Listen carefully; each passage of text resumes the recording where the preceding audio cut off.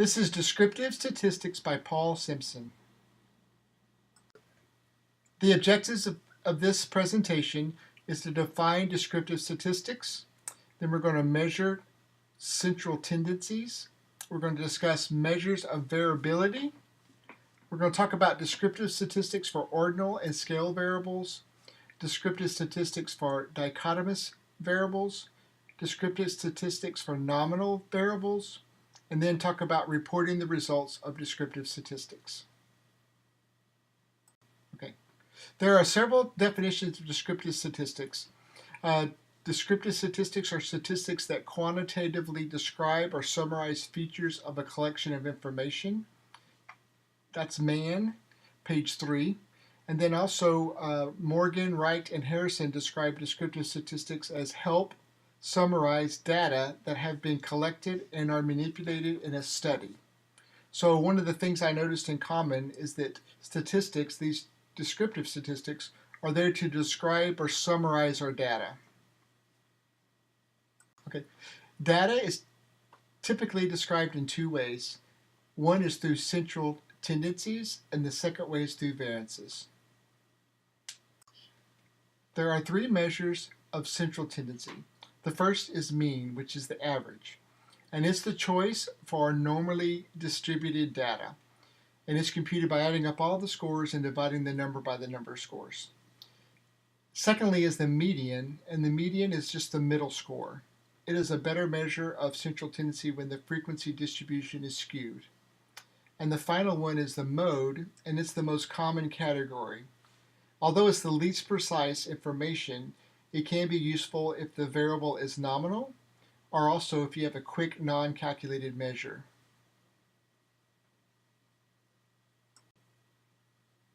So measures of central tendency in SPSS.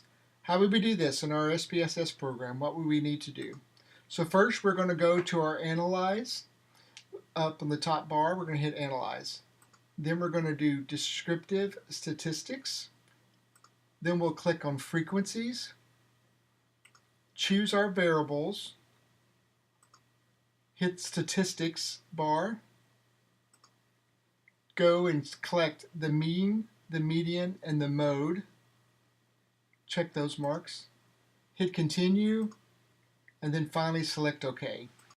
The result of our query is going to give us a chart similar to this. As we're looking at it, we're going to have the title across the top that's going to talk about statistics. And then we're going to have our variables. And then on this side, we're going to have our mean, our median, and our mode. The N is the number of variables that we had measured, our sample size or group size, and then if any missing variables are there, any missing data is there. For our mean, we're going to get a result of 2.76 for our first variable, a 3 of our median is of a 3, and a mode of 3. And the closer these values are together, then the more normally distributed the data is. In the middle column here, we do see that there's a 1 and an A, and that note gives us that there are multiple modes exist. So not only is one a mode, but there's another mode, but SPSS only tells us the smallest value is shown. So we need to be aware of that.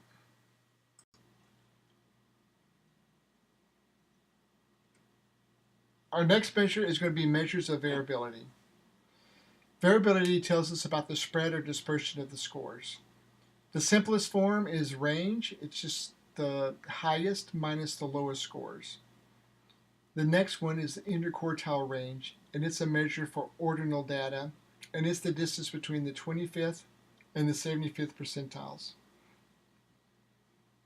Then we have standard deviation, a very common measure of variability. It's most useful in normally distributed data, but it can be useful in ranked ordinal data too. And then finally, for nominal data, such as ethnicity, those category type things, the best measure of variability for them is the number of categories and the frequency of the count. So how would we do this in our SPSS? Well, to do the interquartile range, interquartile, we're going to do it this way. We're going to do Analyze, and then we're going to hit our Descriptive Statistics, go over to Frequencies and click on Frequencies. It's going to pop up our window. We choose our variables, hit statistics, then we're going to check our quartiles. After that, we're going to hit the continue button and then hit OK. And what's going to result out of that is going to be this chart that comes out. This chart is like for grades in high school statistics. It shows us our N. Our N is a number 75. We have 75 N. There's no missing data. And then it's going to show that our percentiles, 25% were at the 5 as their score, 50% had 6 as their score, and 75% of them had 7 as their score. So the difference between 25 and 75 is going to be between 7 and 5, so 2 is going to be our range. Okay, descriptive statistics are based on types of variable. There's ordinal and scale variables, there's dichotomous variables, and there's nominal variables. So this is going to tell you which kind of these variabilities you're going to use. Okay, descriptive statistics for ordinal and scale variables. Really, you want to know 3 things. First of all, you want to find out, does the mean make sense? Is it where it should be? Do the minimum and maximum values make sense? If you have a 4.0 GPA and it's a 5-point score, if there's a 5 in there, then more than likely that doesn't make sense. The variable for maximum would not make sense. So you want to check your data. What shape is the distribution? Is it skewed? So those are the questions you want to ask. Okay, for Leach and Morgan, they define skewness as the lack of symmetry in a frequency distribution. So basically you have a scale that's off. Instead of it normally distributed with a nice bell curve, you're going to have one tail that's longer than the other. Or the mode is going to be over to the left or to the right. And there's kind of a simple rule to remember. Long tail to the right, it's going to be left modal, or if the mode's to the left, it's called a positive skew. Long tail to the left, or the right modal, it's going to be a negative skew. And the larger skewness values, greater than 1 or less than 1, is said to be a deviate from the normality. Now here's a chart that kind of explains that better and shows you in a pictorial way what we just talked about. If you notice that there's the dotted line in the middle, which shows us what a normal bell curve would look like. Now if you see that the mode is to your left modal, but the tail is to your right, then that's considered a positive skewness. Conversely, if your mode is to your right of your mean, and then you have a left tail, then that is considered a negative skewness. Okay, so how would we check this in SPSS? Again, we're going to use our Analyze tab. Then we're going to click Descriptive Statistics. We're going to click on our descriptives this time instead of frequencies. We're going to choose our variables. We're going to hit the Options tab. We're going to click our mean, our standard deviation, our maximum, minimum, maximum, and also our skewness. We're going to hit Continue and then OK. Okay, this is going to be our results of our statistics. We're going to get our descriptive statistics with all of our results across the top. We have our grades in high school, and for instance, you're going to look across and see, first of all, does the mean make sense? Well, the mean falls between our maximum and our minimum, so it does make sense. Do the minimum and maximum values make sense? They do if we know that we had an 8-point scale. And what shape is the distribution? Is it largely skewed or not? In other words, is the skewness greater than 1 or less than -1?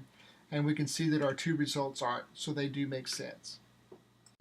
Okay, here's a decision tree that's kind of based on that same thing. I made this up myself, my chart up, just kind of a way for me to figure it out. And then basically it starts in the middle with it says is skew greater than 1 or less than -1.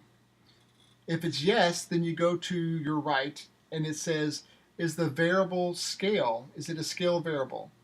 And if it's yes, that it is a scale variable, then because of its skew is greater than 1, then your variable is really skewed, then you might want to consider changing it to ordinal data because you're not going to use the normal distribution curve. You're going to have to figure out another way to look at it statistically.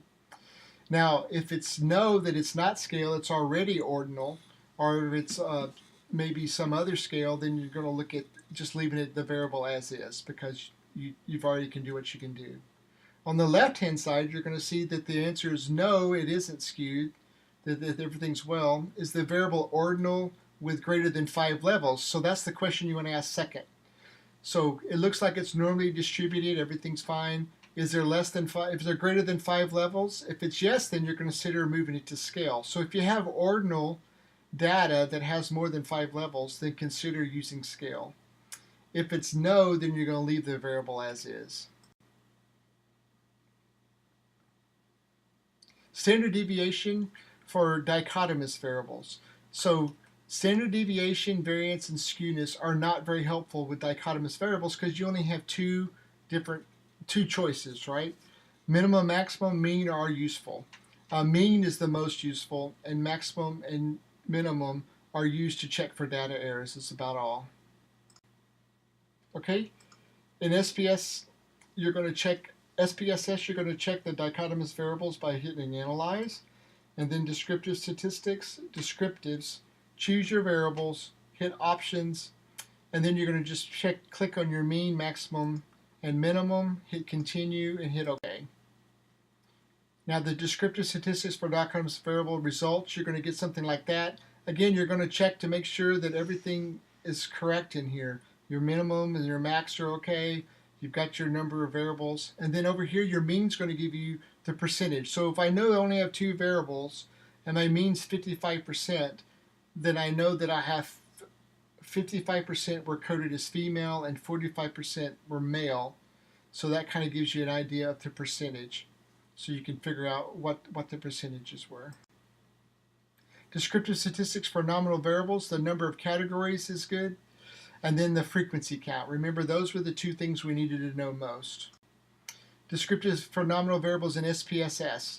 You're going to check your Analyze and then Descriptive Statistics. You're going to hit your frequencies.